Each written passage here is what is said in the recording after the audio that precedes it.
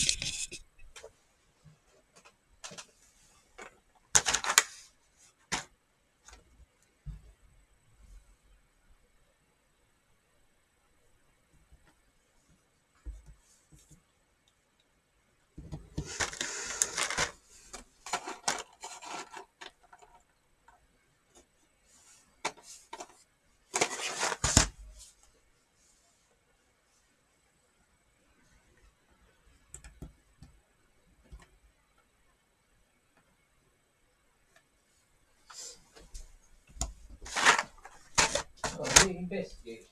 We're eating dinner. We're gonna shower. Oh, the spoons.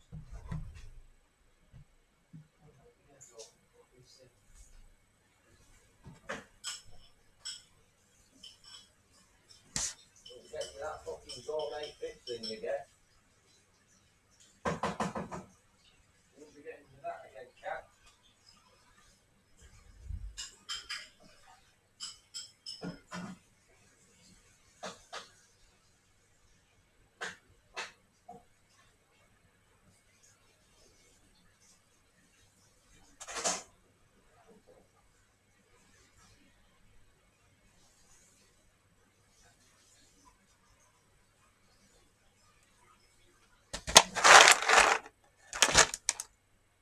Eat a proper dinner. Yeah? Do some nice dinner. Do some nice diggings. Yeah?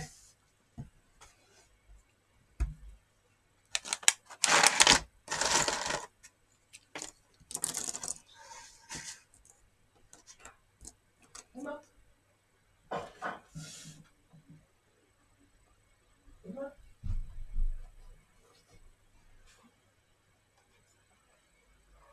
Yeah, I don't see cat. Hang on.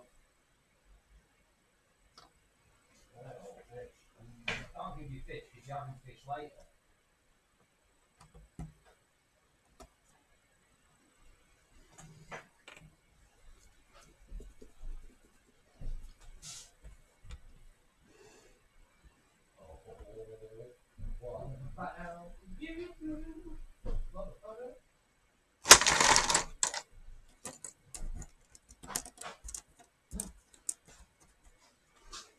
Your favourite?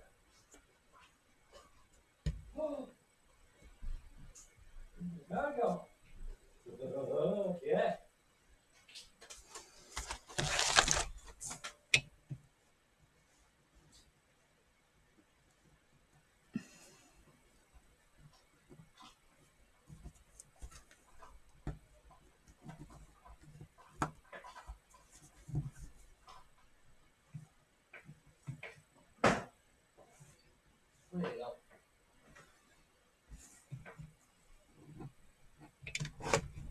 Chill.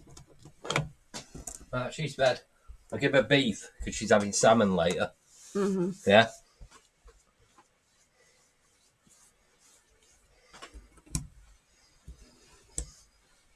I'll give her beef.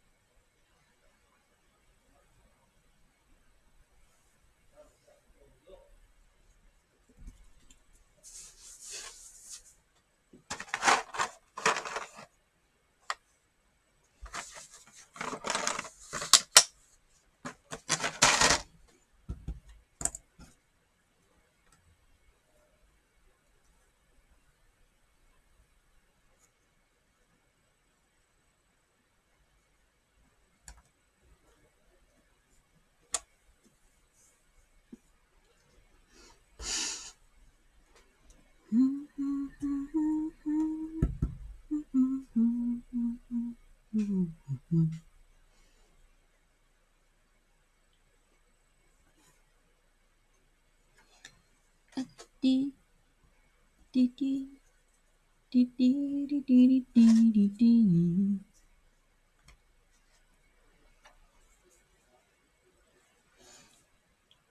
La, da, dee, dee, dee. La, da, dee, dee, dee, dee. Ding, ding, ding, ding, ding. Then I don't know what to say.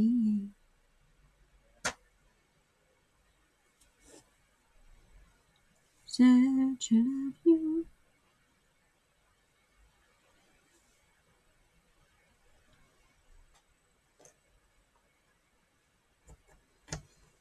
Love like that, you know you should be glad.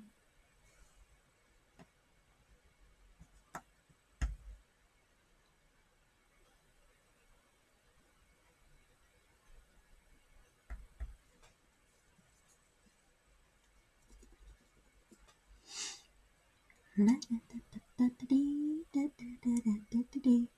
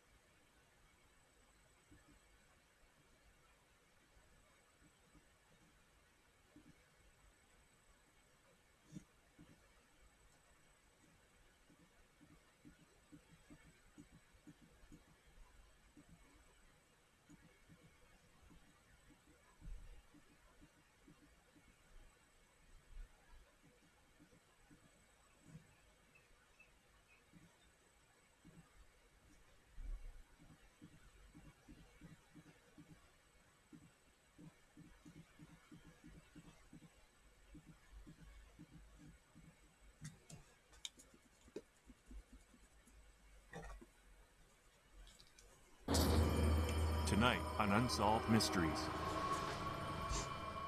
Karen Walters was quiet and reserved, dedicated to working with disabled children. Then she fell in love with and married Richard Sepalonis, a convicted bank robber serving a 50-year sentence. Today, Karen is a wanted fugitive, accused of helping her husband escape from prison. Gettysburg, Pennsylvania is peaceful now, but in 1863, these rolling fields saw some of the fiercest fighting of the Civil War. Many believe the spirits of those who died here still haunt the battlefield. Journey into history on a spine-tingling search for the ghosts of Gettysburg. Was it harmless recreation or a window into a dark, forbidden world? In 1994, a quiet evening of fantasy games ended in a horrible death for two young lovers. Some say the killer was motivated by the ritualistic forces of black magic and the occult. It was an unforgettable sight. A fully loaded 18-wheeler terrorizing campers and picnickers in a remote forest. By the time police arrived, the rampage was over, and the truck's driver had vanished into thin air.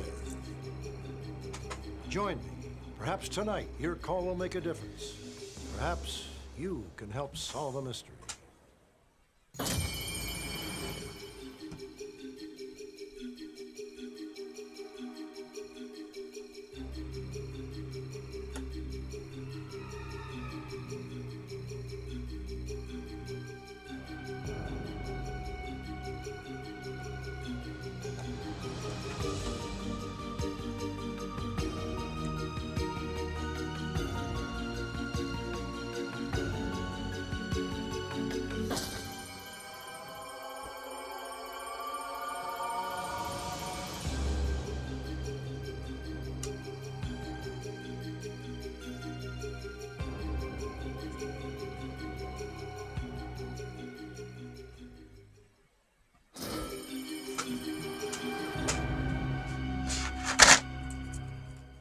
Karen, take Richard to be my husband. Hi, Karen. Take Richard to be my husband. For better or On worse, January 13th, 1985, after an intense 8-year courtship, Karen Walters and Richard Sepalonis became husband and wife. Karen was a dedicated special education teacher. Shy and unassuming, she still lived at home with her mother and sister. It was the happiest day of Karen's young life. For Richard, it may have been something different. Perhaps nothing more than a means to an end.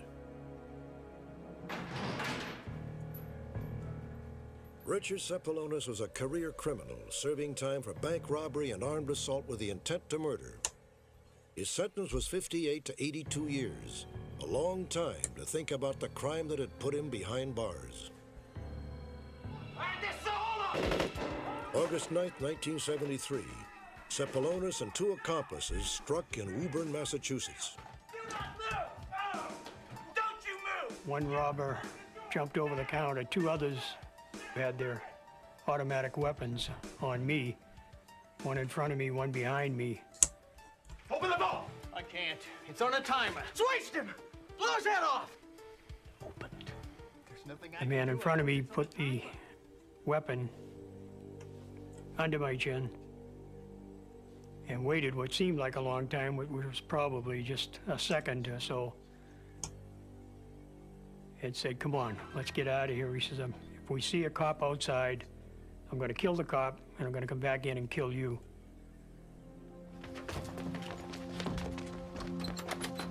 The bandits made off with more than $17,000 in cash. A silent alarm brought an unmarked police unit within seconds.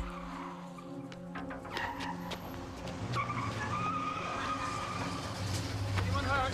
Everyone's fine. They've got guns. The Red Mustang. The bank manager pointed at the direction in which the getaway car had left the bank. I followed behind the car. Well, it's probably three to four car lengths behind him going down the street. I'm in pursuit of a red Mustang heading east on Cambridge. 3 suspects, extremely dangerous. Request backup. And that's when they started firing the machine guns. I put my gun out the window and fired 2 warning shots in the air.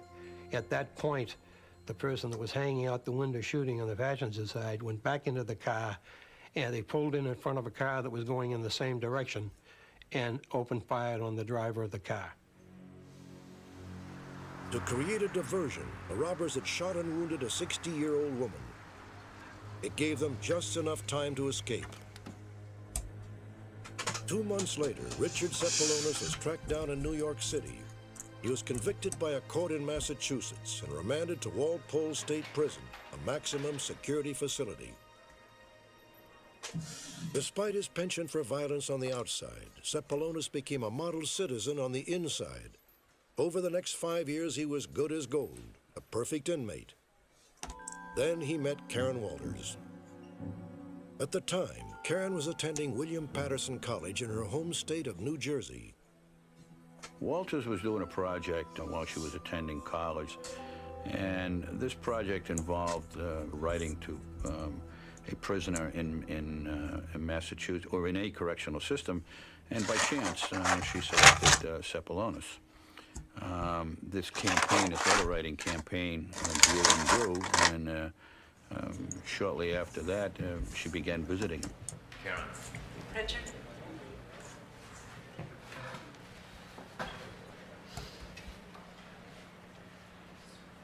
You're much prettier than your picture.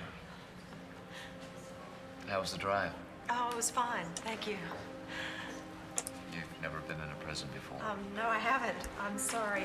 Excuse me. Don't worry about it. I just want you to be comfortable.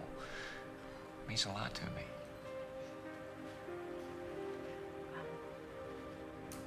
I liked your letters. I liked yours too. Your typical inmate in prison, I find, takes advantage of people out in the community.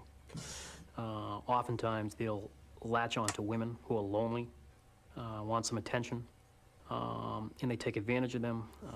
And I think the women are beguiled by all that attention. I can only assume that his relationship with Miss Walters was being conducted in that same vein. Karen, why don't you ever ask me about the shooting? You know why I'm here. I just thought you didn't want to talk about it. I got nothing to hide. Karen, I did not shoot that innocent woman. I know you didn't. A man on the outside has a job to go to, he's got friends, he's got other commitments. But a man on the inside, a man who's, either a murderer or a felon serving an inmate serving a long sentence, he is so focused on that woman. She feels so special and so desired and so wanted. It elevates the whole romance to a very high level. By 1980, Karen Walters was in effect leading a double life. She was teaching learning disabled children and was highly regarded by her fellow faculty members. None of them knew she was in love with a convict. Listen, would you mind if we got this shot of you up against the bars? Let's do one of the Dean handed me the diploma.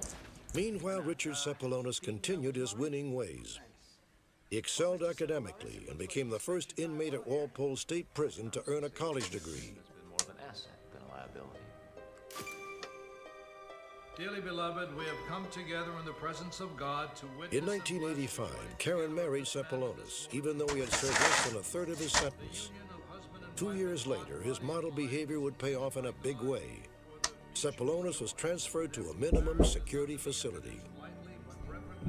He was very bright and very personable. So I think it's once staff find that in an inmate, I think it's easy for staff to let their guard down. I think you always have to be careful with an individual like that. I dreamt about you last night. Yeah, what did I do? You didn't do anything. That's just it. It was... Sepalonis' new home was literally a prison without bars. Karen could now visit unsupervised almost whenever she wanted. But with this new freedom came the ultimate temptation. I want that dream. We'll be patient, and it'll happen. Unless we make it happen. I don't know if you're ready for that. What do you mean? It would be 10 months before Karen was ready. The trigger was an incident where she and Sepulonus were caught allegedly having sex on the prison grounds. As a result, Karen was indefinitely barred from visiting her husband. Not for us. Next door. Yeah. 3 weeks later, No, on a chilly busy September all day, morning, obviously. Karen apparently drove to an isolated spot about a mile from the prison. In her pocket, $20,000 in cash, her entire life savings. At around noon, Richard Sepulonus appeared. He had simply walked away from the prison grounds. I was so worried. I didn't know what had happened. Just walked up and saw that piece and I was exactly where it goes. Karen Walters had made her choice. We're in the back seat. Shall I get him? She left behind her Finish your career wheel. and her family for the life of a fugitive, on the run with Richard Sepulonus. 11 years would pass before anyone knew where Richard Sepulonus and Karen Walters were hiding.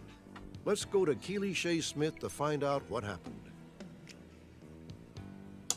After a recent broadcast, a viewer in Minneapolis who had done business with the couple recognized Karen's photograph. A task force which included the local police and FBI was mobilized, and the house was do that staked chicken out. pasta thing tomorrow. On October So you're having 1st, sweet and sour chicken 1996, tonight? officers observed Richard Right, Sepulonus right, leave his that's dead easy residence then. and drive to a nearby Easy for convenience me. store. And then tomorrow I'll get the prep done for that thing. What time's your appointment? One of the task force members was. You just need to pop in right there town with for a him, so minute. He jumped out. Yeah. It's just I need some drew garlic. his weapon, ordered Sepulonus not to I'm move. sure I said today, At that but point, I can't other remember. task force members got there, jumped out, and assisted in the arrest. Karen Walters was picked up 20 minutes later. For 8 years, she and Sepulonus had completely fooled their neighbors. When I found out that they were who they were, I was shocked. I couldn't believe it. My mouth fell to the floor. I never would imagine in a million years that these two people would do anything like that. A bag of robbery paraphernalia found inside the hideout gave authorities a much different impression. The discovery of the bag with the face mask, the gun, the rubber gloves, and a large amount of cash and small bills. We think that perhaps he's getting back in the bank robbery or robbery business again.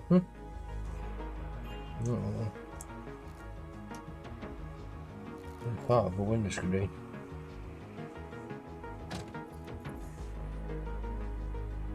No. It's got to be one of these. There. Aha!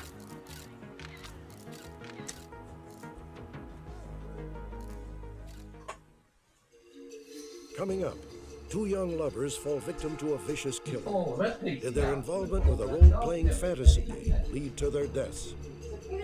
But first, around the Civil War battlefield in Gettysburg, Pennsylvania, they say history comes alive in a most unnerving fashion.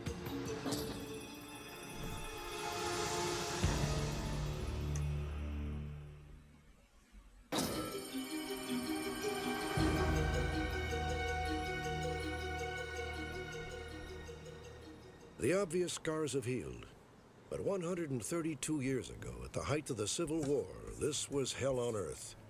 Gettysburg, Pennsylvania. The Confederate and Union armies, 170,000 strong, converged on this small town of 2,400. Both sides dead set and determined not to yield an inch. 3 days of ferocious combat left some 50,000 casualties. The creeks literally ran red with blood. Some say Gettysburg is still haunted by the ghosts of those cut down before their time. At Gettysburg, there was so much emotional energy expended in such a short period of time. From the 15-year-old kid who was scared to death that he'd never make it home, or the 40-year-old man who'd just been shot through the lungs and was dying and thinking about his family. So much emotional energy was expended at Gettysburg. You have to think that some of it must remain. Many of the ghosts have been reported by Civil War buffs known as reenactors. Dressed in period costumes, they restage the epic Battle of Gettysburg blow by blow. Ray Hawks says he and a friend were taking a break from one of these mock skirmishes when they were approached by a haggard figure, too realistic to be just another reenactor. I think I seen a ghost. I think this guy had original equipment on, original coat. Everything to me points out that it was original. Real McCoy. He smelled extremely bad of sulfur. And he really looked tired and hollow looked in the face and stuff. Hard day, huh, boys? Yeah, it was. Ray says the soldier handed them each 2 authentic-looking cartridges. When they looked up, the mysterious visitor had vanished. Where'd he go? I simply don't know where he got to. I have no clue. This is one of the 4 rounds that he gave myself and my friend. Live ammunition hasn't been allowed at Gettysburg for 100 years. But according to Ray Hawk, a university expert determined that the cartridges, powder and all, were genuine Civil War issue. Vintage 1863. The Battle of Gettysburg raged for 3 long days. Each evening, darkness brought a lull in the fighting. The moaning of the wounded and dying filled the hot, humid air. Soldiers who had survived picked their way through the battlefield, searching for missing comrades. A search that some believe continues to this day.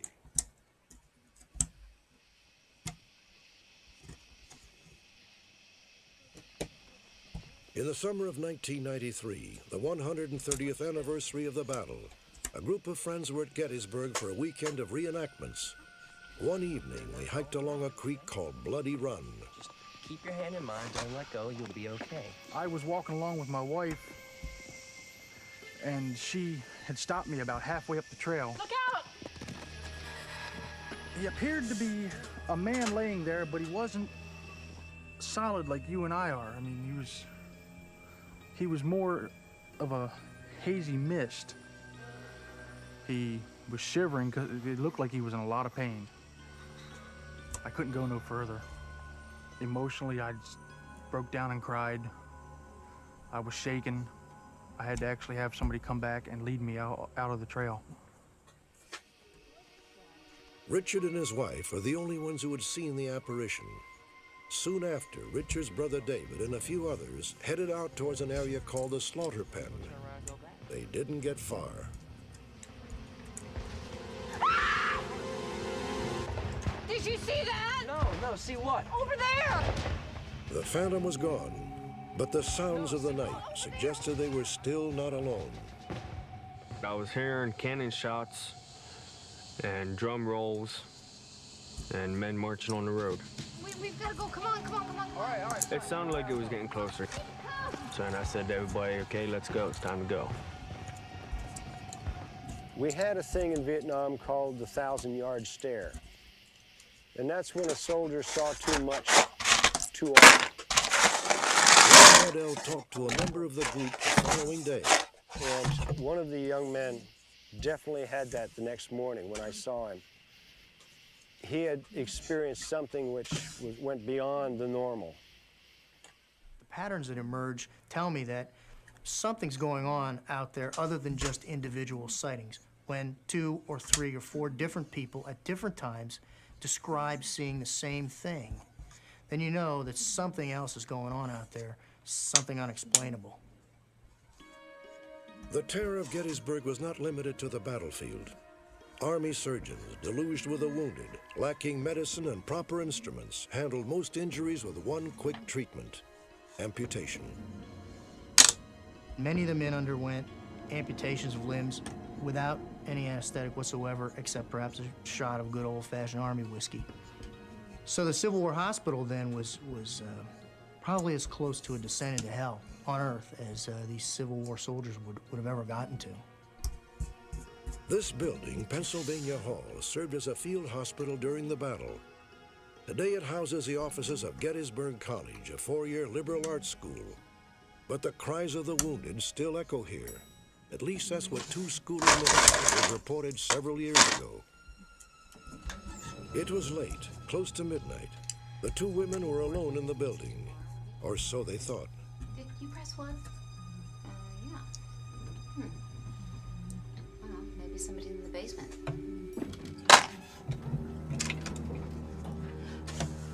Oh my God. What is this? What's going on here?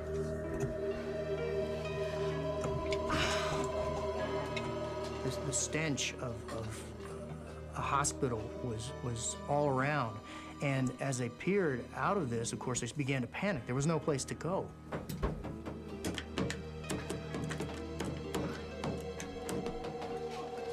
Suddenly, one of the orderlies turned to them and looked at them beseechingly, as if he needed help with this horrible task that he was doing, or perhaps help to get out of this forced incarceration he'd been in for the last 13 decades. The two officials were so shaken by their experience that they have never granted a formal interview. That night, however, they told the whole story to a campus security officer. I would have to say that something frightened them. I can't explain it. Although I don't believe in ghosts, I guess to a certain extent I believe that they saw maybe what they said they saw.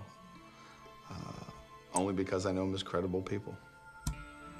Are such ghostly sightings of products of overheated imagination? Shadows transformed into apparitions? Fireflies seen as lantern lights? Or is it possible that the spirits of soldiers who breathed their last at Gettysburg remain here, eternally in search of peace?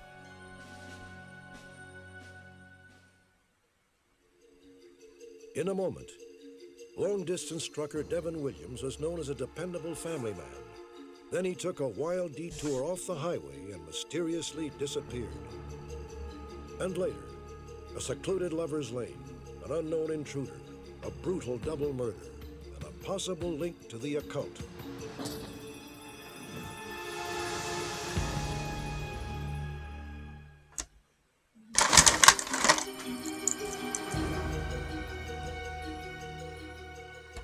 Many of the mysteries we profile are just one tantalizing clue from solution. A key eyewitness, the missing telephone number, a clear fingerprint.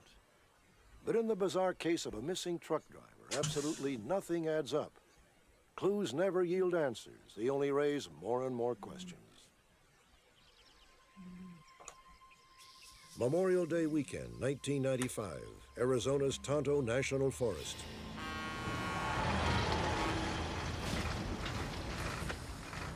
The last thing any of the campers expected to see crashing through the woods was a 10-ton semi-truck. Linda, look at this. Kind of astonished to see a large truck like that on those roads, because the roads are not that passable by that large of a vehicle. Usually most of the vehicles we have up there are four-wheel drive. The 18-wheeler thundered back and forth several times that morning. Two other campers had a frighteningly close encounter. What's he trying to do, kill us or something? They said he never looked at them as if he recognized there was someone there. There was no expression on his face at all. God, this guy's going like a madman. He didn't attempt to slow down or look over to see if they needed help or anything. He just kept on going. Later that day, a carload of picnickers came upon the truck, now mired in a field. They spoke with a man they believed to be the driver. Hey, how did you get in here? They made me do it. What? Man, you can't help me. I'll never get it out of here. I'm going to jail. When he said whatever it was with jail as his last word, I envisioned a hostage situation, hijacking, kidnapping, whatever, a jailbreak maybe, and someone had a gun on someone in the cab. He made no effort to keep us there, no effort to ask for help, do anything for him.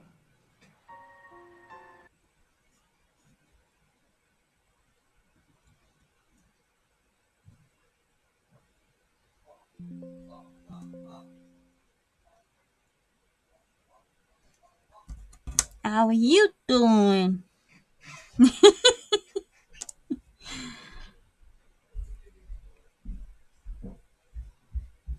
I'm all right.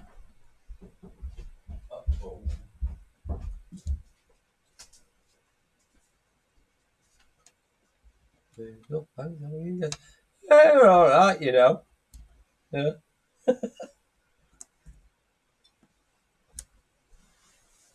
Been shopping, haven't we? Mm-hmm. food shopping.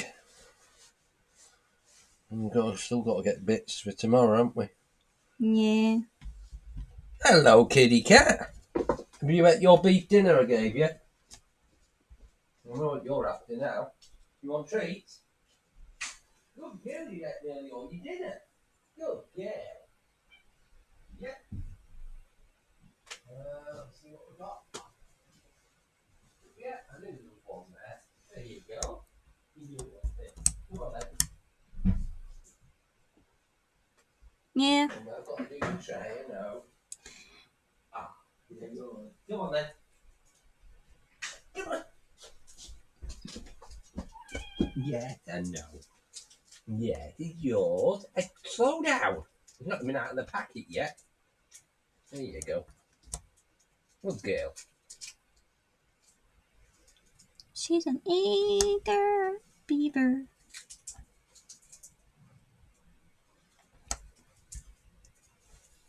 Day off work today. Had things to do. Hey? Oh, I'm trying to speed it out there. She's wolfing it down. That's it. You got it all. There you go.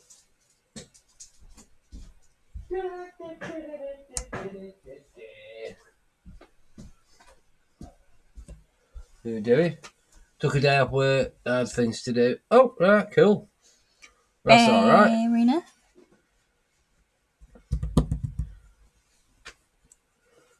Did you buy scratch tickets for today? Yes. Where are they? Go and get my bag. Where is it? They're in my bag, I think. Where's your bag? On the chair. On the chair. Oh, yeah, they're here. They're over here.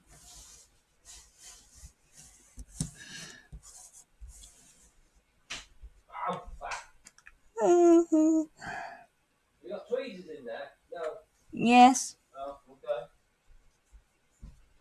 There's two. It's 2-all, aren't we? We're at 2-all this week. It's 2-all. You go first. You're first. We don't bother moving the camera for this. This is number 3. Good luck. Good luck to you too. I don't want good luck because I know I'm going to win £1 again. Right, okay, where am I? £20, 100, 100,000. That would be nice. 20, £2, 100, 5, 10,000. So no on there. No. Bonus. Crown. It's a crown. We're not been on the bonus, have we, all week? No. No. Margot. Good luck, Dave. Good luck. No, bomb. Come on. It's 2-all, isn't it? Yeah, I believe so. But not yet. 10,000, 100,000, £1, £5, £1, 50. You got a quid. Oh, crap. So I knew I'd win it. Hey, 3-2. 3-2. 3-2 this week. Try this. You're not going to get a bonus if you put on the thing. Yeah. Quid. That's 3-2 then. This week. I'm losing. Try again tomorrow.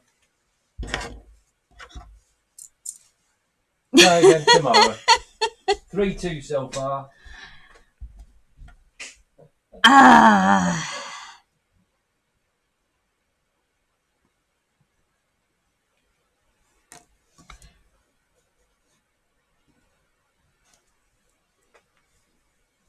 Kitty, kitty, kitty, kitty.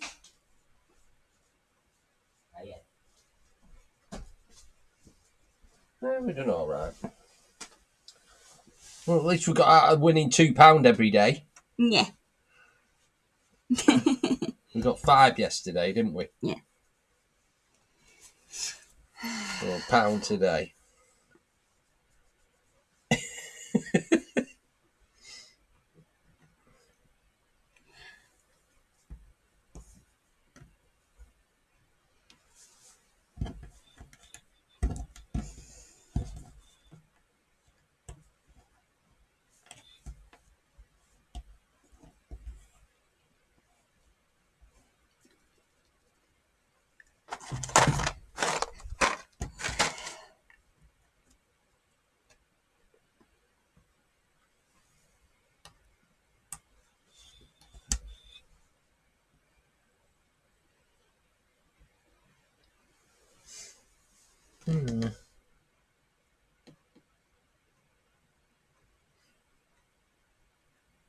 This is the longest we've ever gambled. Mm-hmm. Isn't it? Mm-hmm.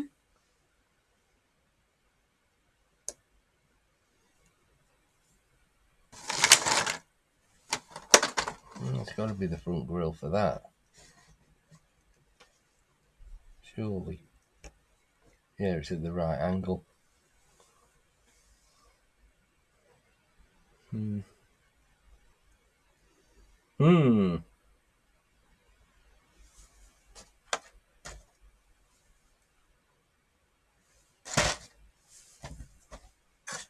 Ah, there you go.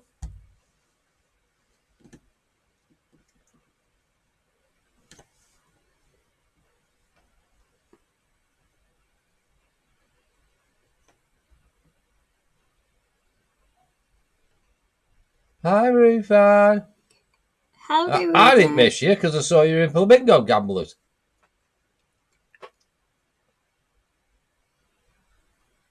Yeah. Apart from the one up here. There's one piece. What we can't seem to find. Saw you in Flamingos.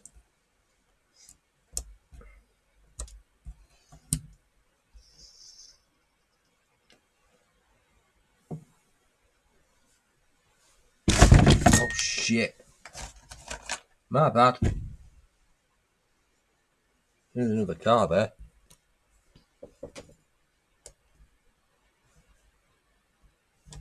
There's red. Where does that go? Is it that one? No.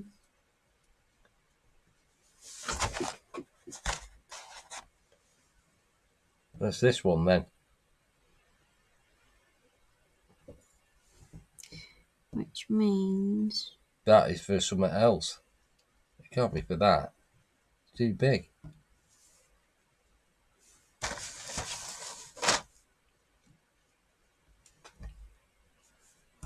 Not for that. Move your head back.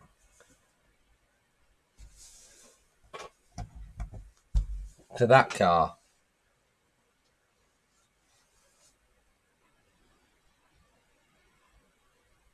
Ta-da! Top. Yeah, that's right. Yeah. Woo! How are you doing, Rufan? Oh, you're okay.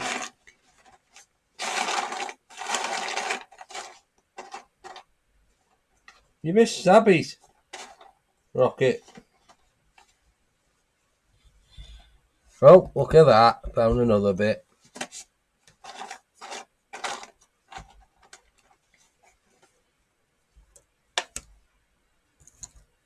Need a tyre. White wall tyres. Too big.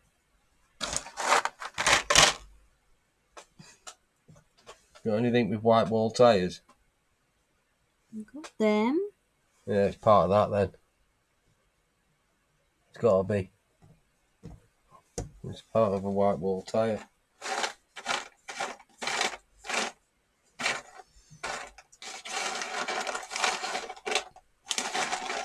I know I said red. I'm colourblind on red and green.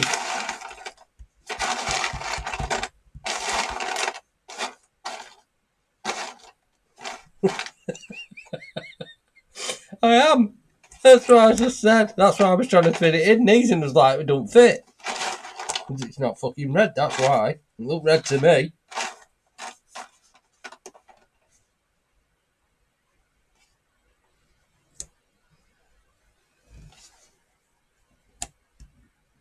So the replay of it, yeah. They just gave up with the giveaways. They just said give up as a chance. Just fucking let them play. You had me cracked up.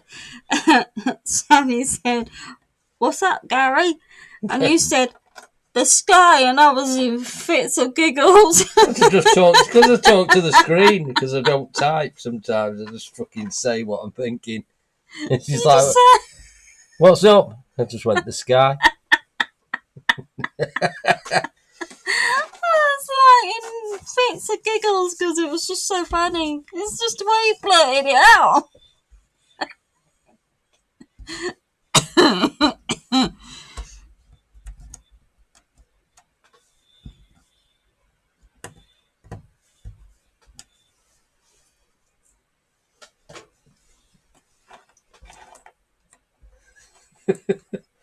That's just fucking me, isn't it? You're just being you.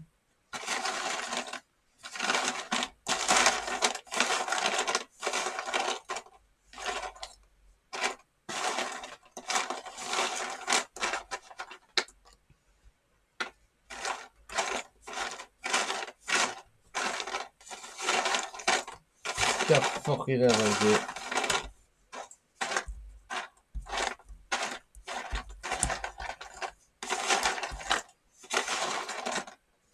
I'm just looking for car bits, I am. That's red.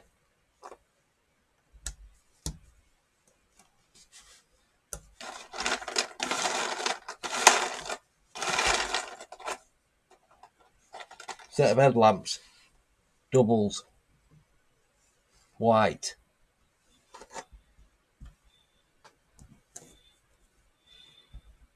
They're not the same.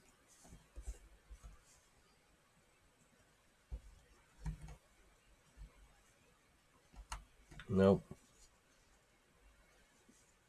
Set of headlamps. For something.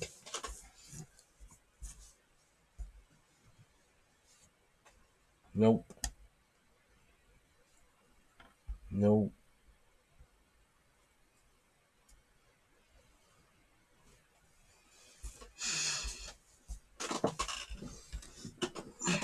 No, but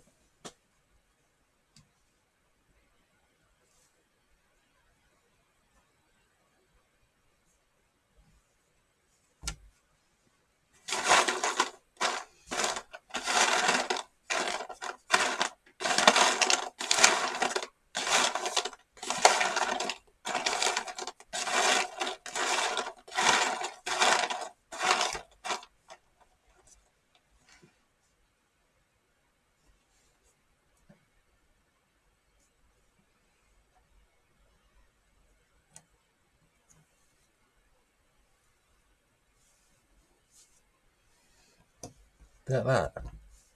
Yep. Yes.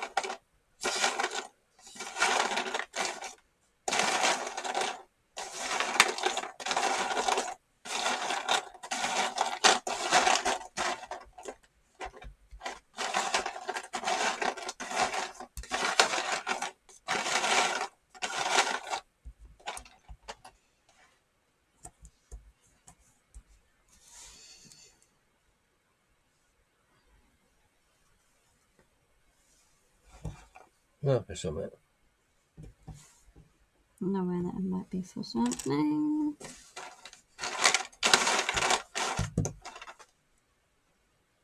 Bit more red.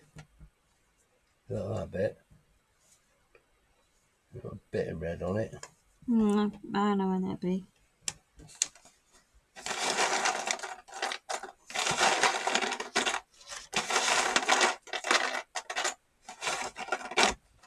Grill.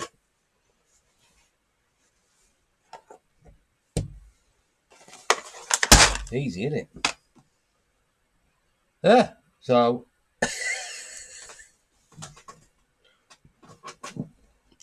think.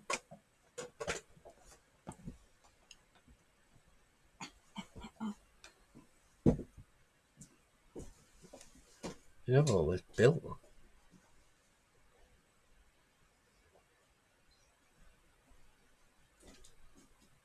I can't put my shoes on because I've got a good bin. Yeah, I know.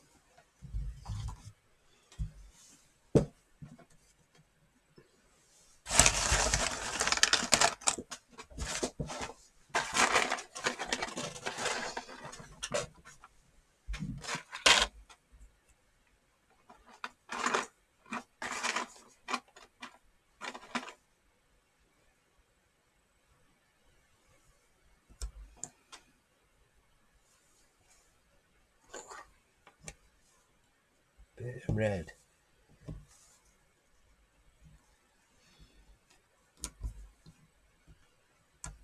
Yeah, that's that bit. Getting closer.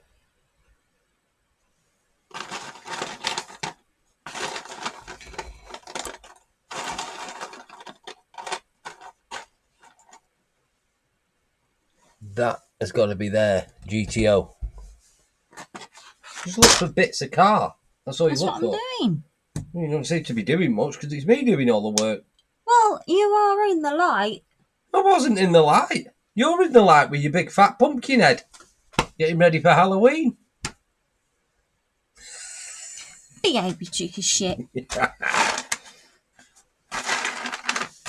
You're not even stood in the frigging light.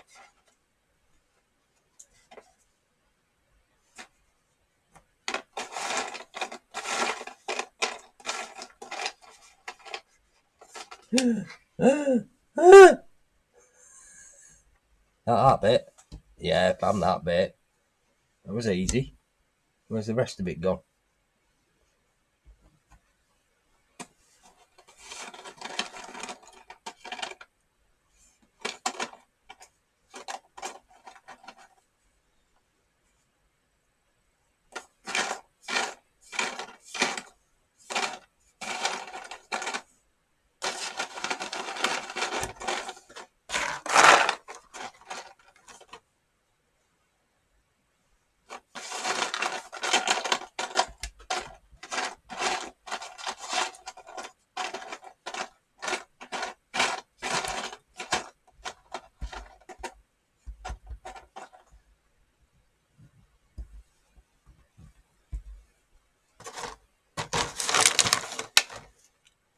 I got red on it. Orange. Done. What do you mean? What are you fingering that for? That? No. There.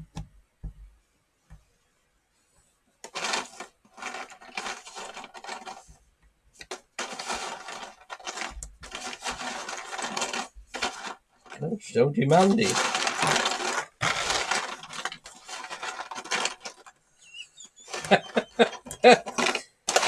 Hey, fucking hell. I found a wheel Good for you. off a red car. Like there. Nearly finished your GTO.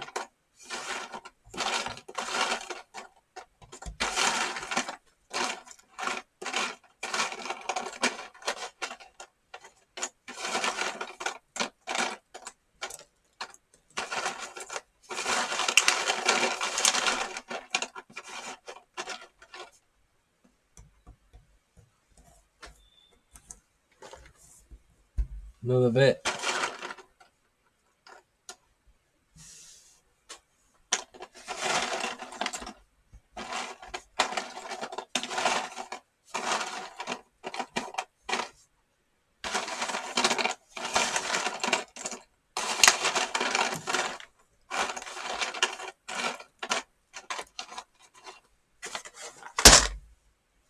Rest of it's easy.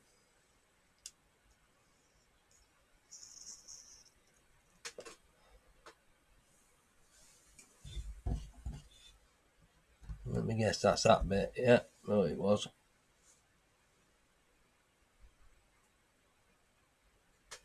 Look for the wheel. Look for the design of wheel. That's what I'm doing. Is that one? Yep.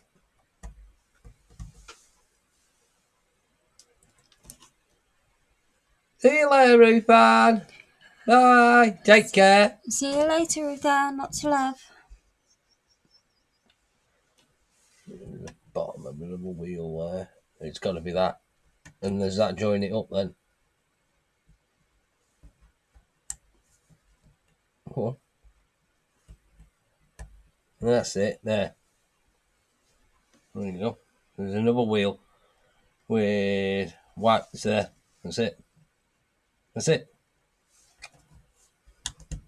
Done.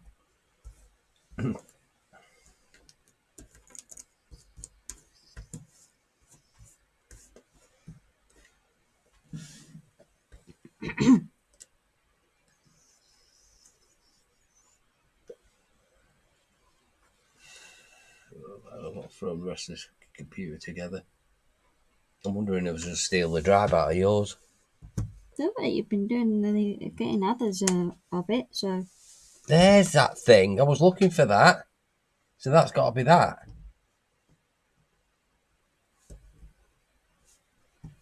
Yeah, that's it. There's got to be something here, hasn't it? It's too big, I don't know. Is it part of that? Further up? No. Try it here. No, because it's got writing on it. It's got to be lower down. It's none of these, is it? Unless it's one of these. It can't be, it's too big. It's too big.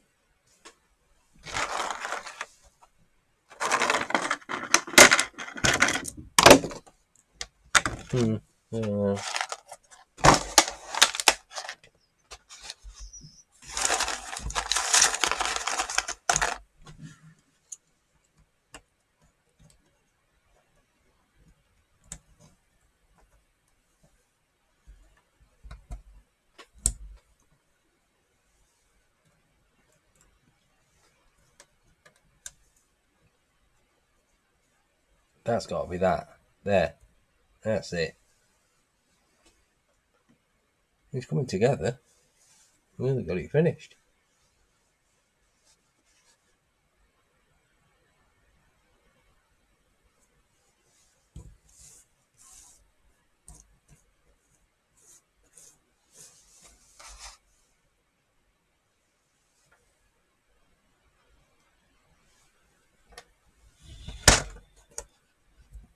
There we go.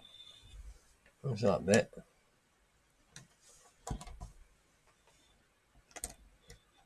That's that bit.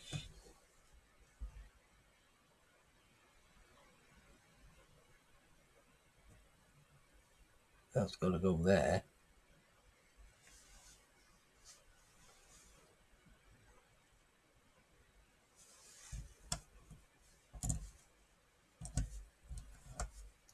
Well, you've had a fun day, Rocket.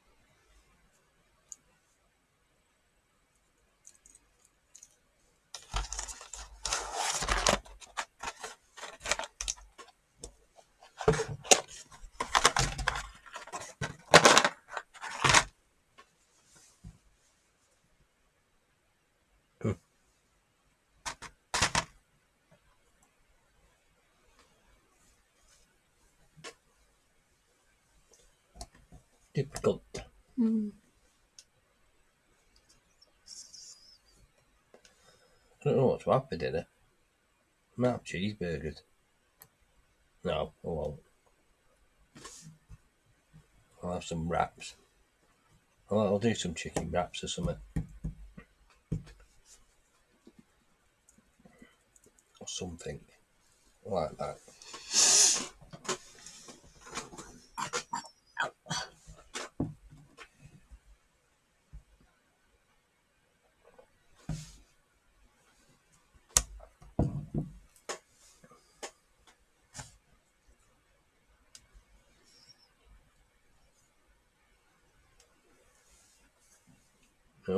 No, I don't know.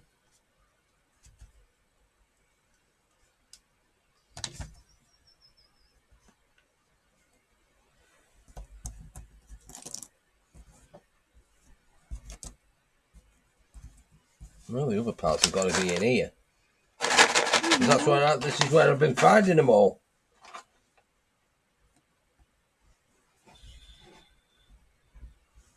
That's got to be right. There. There.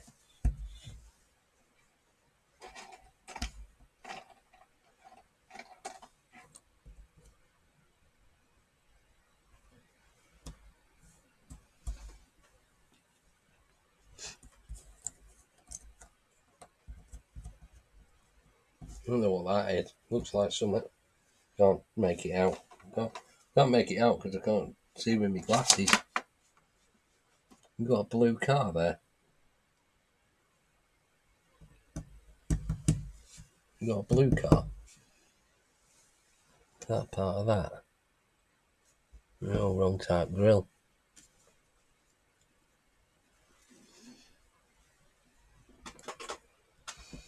Nope, wrong grill. There it is. They're all in here. They're all in there. Trust me. Every car part's in there. Go through them.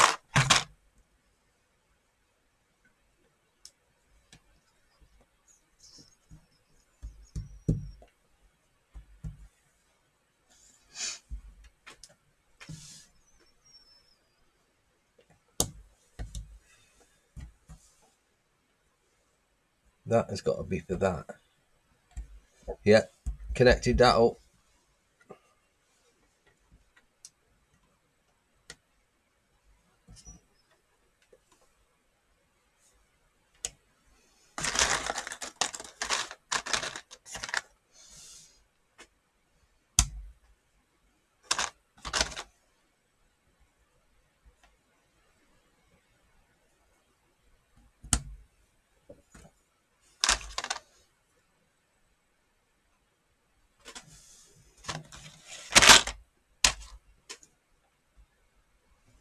There you go. See? Told you it was easy. Right, I need to go and buy, not buy, I need to go and find a Bible. I've got one spare. You take kitty? Are you tired? Need your dinner and your treats? Yeah, I'll never buy that gourmet fish thing for her again. No, I don't think she liked it very much. No, she didn't.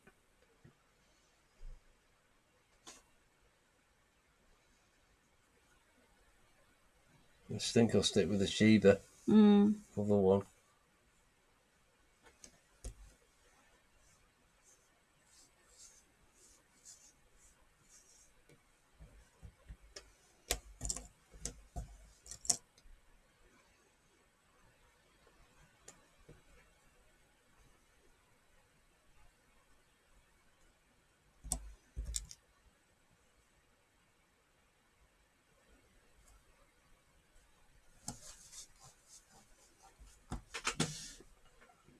Gloves. Oh, I've got to shut myself out of that other computer, haven't I? Mm-hmm. What are you doing with that white HP laptop, Anne? Don't know. Has it still got Windows 10 on it? Yeah. Can I wipe it Yeah. and put Windows 7 on it? Do what you want with it. Just so I can get them old games working. Mm. Then again, I don't have to do that, do I? I've got another idea. Well, it's neither use nor ornament, is it? Because it's no use. Even if you switch it to Windows 11, it wouldn't work because there's no RAM in it. It's like 8 gig of RAM in it. Strip it for parts. Yeah.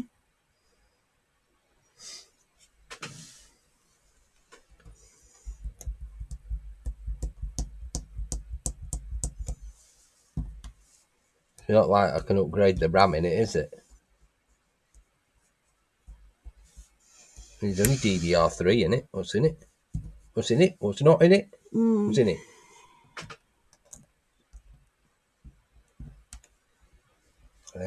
No. Fuck. I was right with that. I was wrong.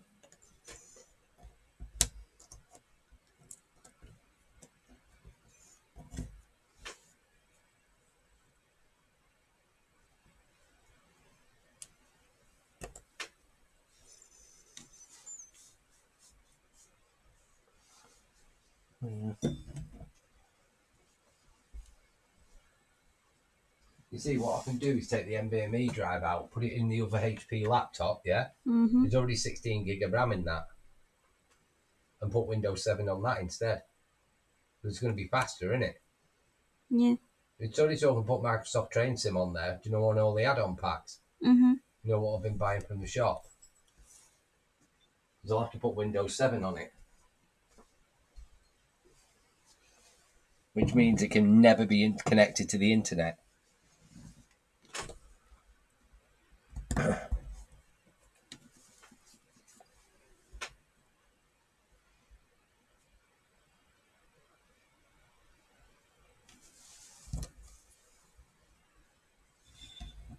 No.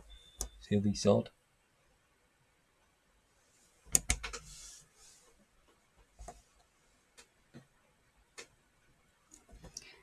No, I've seen that puzzle before. Now I know what they are. They're wheel arches. Look. Them are the wheel arches for that. They've got to be.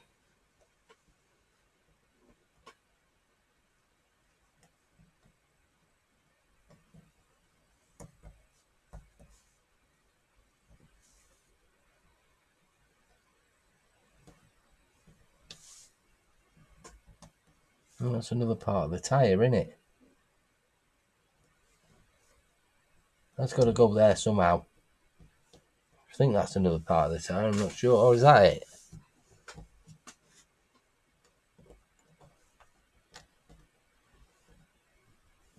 No, because it's got writing on it, and the writing is there.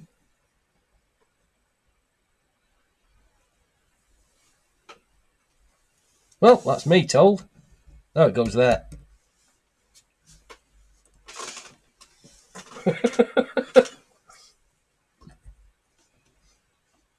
Yeah.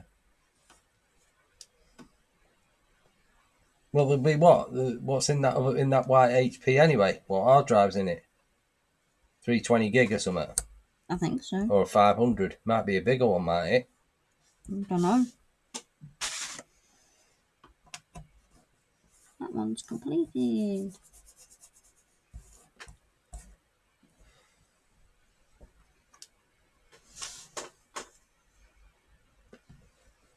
That's the wrong way round.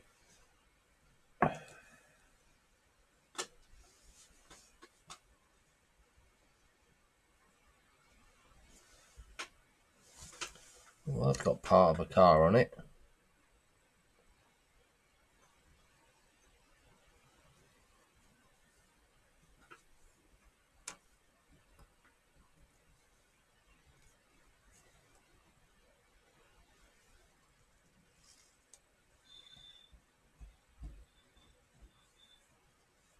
It's over there somewhere, that is.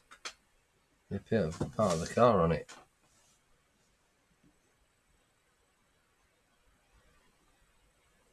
Okay, Rocket, you take care. See you later, Rocket. Enjoy the rest of your day off.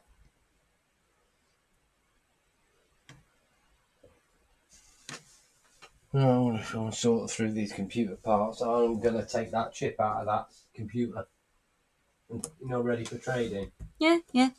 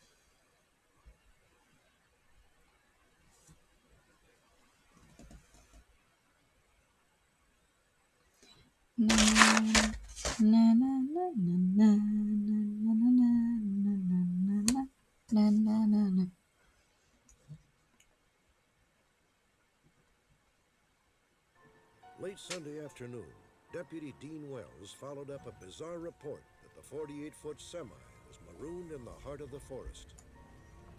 When I initially got the call, it really surprised me that, an 18-wheeler would go down that road. And actually came onto the 18-wheeler. It was kind of a matter of awe. It was extremely strange to me. 2 King 83, I'll be 1097. The cargo, some 1,200 boxes of lettuce and strawberries, appeared intact and undisturbed. The refrigeration unit was running. The cab was locked. The man Charles Hall had spoken with earlier had vanished. When Deputy Wells checked the National Crime Computer, he found no reports of either a missing truck or driver. I did not find any indication of foul play there at the scene. The inside of the cab appeared to be very clean. I could not answer at all why the 18-wheeler was back in there. The following afternoon, another sighting. The gentleman his mouth is moving. We can hear sounds, but it's like a mumble. There's nothing coherent that we can make out that he's saying. He's looking at a tree. He doesn't turn to look at us when Jack is asking him the questions. Hey, mister, can we help you? You have a campground close by? I gotta light the grill. He has a $20 bill in his hand, and in front of him is a flat rock. We look around. We don't see anything else around that he would be grilling. There was nothing else there. Maybe he wants to help now. He just threw something at us. Let's just go. I think we should leave. Let's go. Linda Yerrington and her husband were the last ones to see the confused young man. That same day, a long-distance trucker named Devin Williams turned up missing. Devin Williams was 29 years old, a husband and father of 3. By all accounts, he was not the type to dump a fully loaded rig in the middle of a forest. But the eyewitnesses were positive. The young man matched photographs of Devin Williams. Finally, the mystery had a starting point. On May 23, 1985, Devin Williams had left his home in Kansas and headed west. It was a route he had taken many times. Williams delivered his load in California on schedule. He picked up new loads for the return trip and checked in as planned with his boss, Tom Wilson. Looking back, I can't see anything out of the ordinary to make me suspect anything. Everything indicated it was just a very normal trip in the time frame, and that everything was going real good. Saturday evening, May 27th, Williams rolled into Cleveland, Arizona. From there, he phoned Big parcels. last time. All good.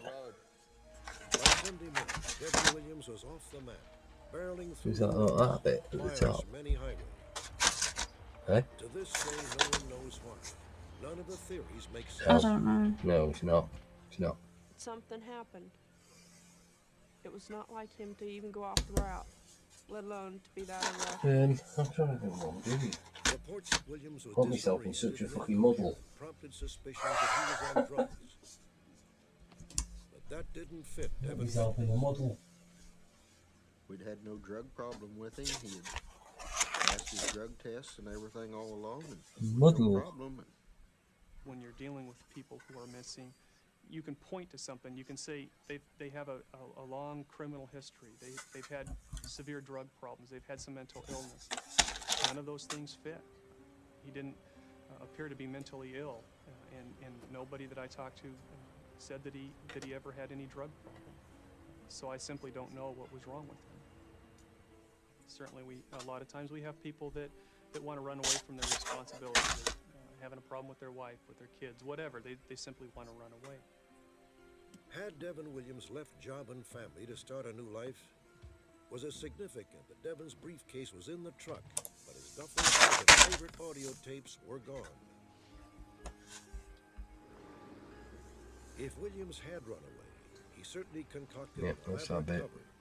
His erratic behavior would have to have been an act, performed for a succession of unsuspecting witnesses. Devin's wife doesn't buy it. We're at the happiest point I think we have been in our marriage. We had just bought a house, we had so many plans, and we'd been arguing whether to put linoleum or carpet in the dining room. I talked to a lady who helped him quite a bit in California when he'd pick up loads, And she told me that the only time Devin ever seemed irritated is when he had to wait for his load because he was eager to get back home and get back to his family. If Devin Williams didn't run off, where was he? Foot patrols, canine search and rescue teams, and off-road vehicles returned empty-handed. Hunters and hikers in the area never reported finding so much as a bone fragment or a scrap of clothing.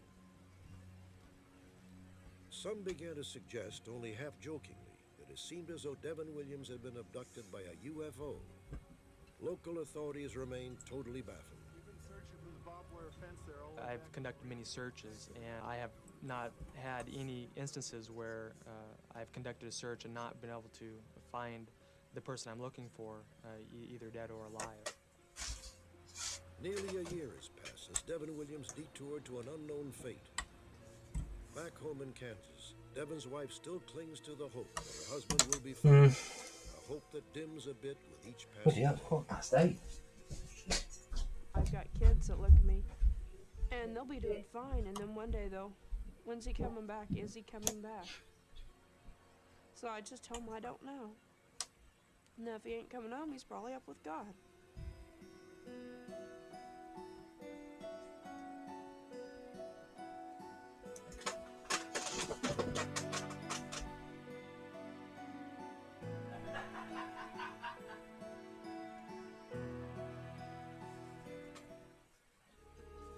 Next, a private detective and a respected psychic join forces with the police to investigate a brutal double murder.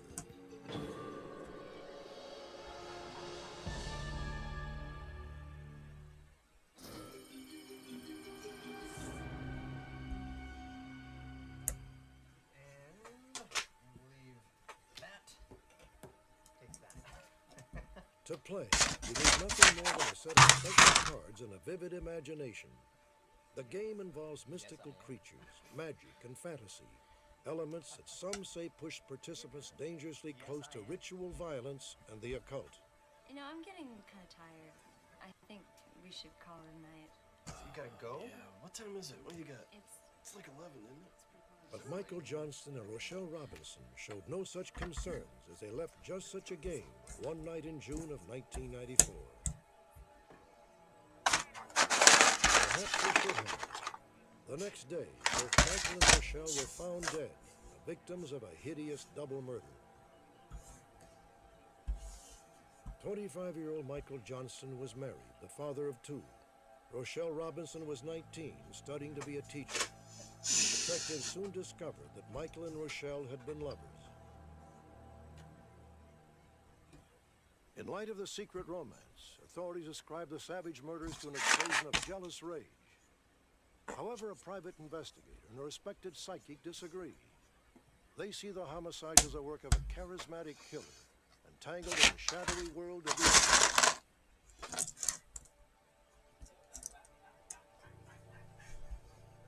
A woman discovered Michael Johnston's body less than 6 hours after he left the card game. His throat had been cut, and he was shot once in the head at point-blank range. He was thrown next to Rochelle's car near a popular shooting range called the Tacoma Sportsman's Club. Rochelle's body was found later that day on a remote road some 5 miles from where Michael had been killed. She had been stabbed repeatedly, and her throat was slashed to the bone.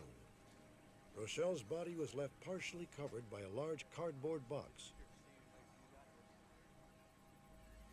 Eyewitness accounts and crime scene evidence enabled authorities to piece together a possible scenario for that fatal evening.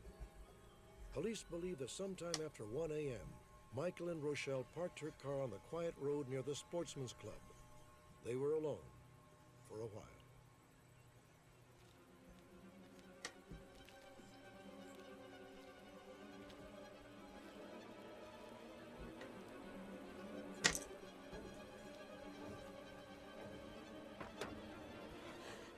They were forced to dress hastily. Rochelle Robinson had Michael Johnston t-shirt on inside out when her body was found. And they were removed from her vehicle, probably at gunpoint. All right, look, I'm not moving. Forensic evidence suggests that Michael was handcuffed, then forced to kneel near the front of Rochelle's car. All right, okay, all right. do this. Come on. You don't need to do this. No, please. Law enforcement believes that Michael Johnson was a passive victim. The real target was Rochelle Robinson. There were several straight-in type knife pricks, I would call them, maybe a quarter of an inch deep and a quarter inch wide in her neck, which would indicate to me that somebody held a knife to her throat to force her to accompany him. Detective Reinecke concluded that the killer drove Rochelle to the isolated road some 5 miles away. We believe this was a crime of passion because of the brutal way in which Rochelle was murdered. You just killed Michael! What did I just do for you? You just killed Michael! I did it for you. I did it for you! No, please!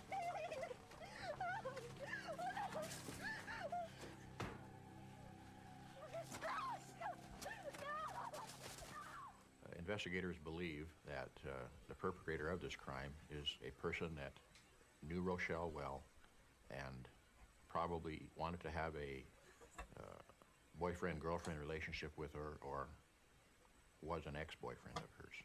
Rochelle felt that she was being stalked by a guy that came into her work approximately 3 or 4 months before they found her. She felt that he'd followed her home several times, that he'd come to work and just stared at her until she left work. This sketch of the stalker is based on eyewitness descriptions. However, his identity and any connection he may have to the case remain unknown. After a year, the official investigation began to wind down.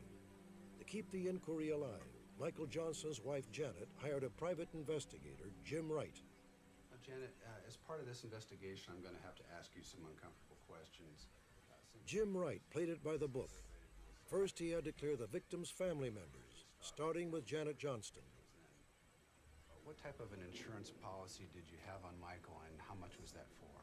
We had a life insurance policy on Michael, and we had one on myself as well. Both of them were $250,000. We both had very large life insurance policies on each other, and that was at my insistence, because I felt if something happened to me, I wanted to make sure that Mike had the financial stability so that he wouldn't have to work, so that he could take care of the kids. Were you ever aware of any extramarital relationships that Michael's had? He and Rochelle were seeing each other. I don't know how long it had been going on. I don't know if they were going to stop soon, or if he was going to leave me, or what. We don't know any of that. Based on a polygraph test, the police had already cleared Janet Johnston. Jim Wright has found no concrete evidence that might implicate her. There was nothing that we were able to uncover from either Mike or Rochelle's side initially that ever indicated that she was a suspect. But Jim Wright did uncover a secret side to Michael Johnston, a world of role-playing, fantasy games, black magic, and the occult. Wright now believes that this passion put Michael and Rochelle on a collision course with their killer. Michael had a very extensive collection of material relating to the occult. Because of the nature of this crime, we believe that people who were involved in possible occult type activities could be the kind of people that would commit this type of a murder. But more than a year had passed since the murders. Every which way he turned, Jim Wright found the trail stone cold. Clearly this was an investigation that demanded an unorthodox approach. Wright turned to Nancy Meyer, a respected psychic who has assisted police on more than 300 homicides. It was very hard on Jim, because I said, you will not tell me anything, because it has no validity if you tell me things ahead of time. I don't want someone else's theories, because to me, if you're going to work psychically and do it purely, you should not pre-read. You should go out there and work it cold. Without revealing his destination, Jim Wright took Nancy Meyer to the road near the Sportsman's Club where Michael Johnson had been murdered. I can feel Michael here. I can feel his pain. I can feel the fear. I can feel him pleading. Come on. You don't need to do this. No, please. I can also get images of what's just happened to Rochelle, so I feel he must have died because I can feel that the awful images in his mind of what Rochelle has gone through. I would not be able to agree with a theory that would have Michael as an innocent, bystander, not the object of this killing. To me, from what I can sense, it's the other way around. Michael was the actual object. Indeed, Meyer believes that Michael and the killer knew each other from their involvement in black magic. As Nancy Meyer sees the crime, Michael and Rochelle were parked on the isolated road. Meyer believes that the killer, a man in his late 30s, and two young accomplices crept up on the unsuspecting lovers.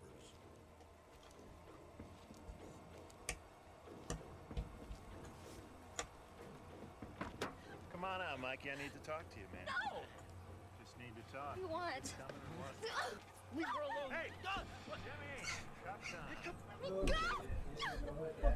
Look, stop it! Need that. Come on. They seem to be accusing him of violating some kind of regulations relative to some kind of... It almost felt like a cult. Right, I'm gonna call it now, everyone. Thank you so much for joining us. I will be live later on. So thank you so much for joining. See you later, everybody.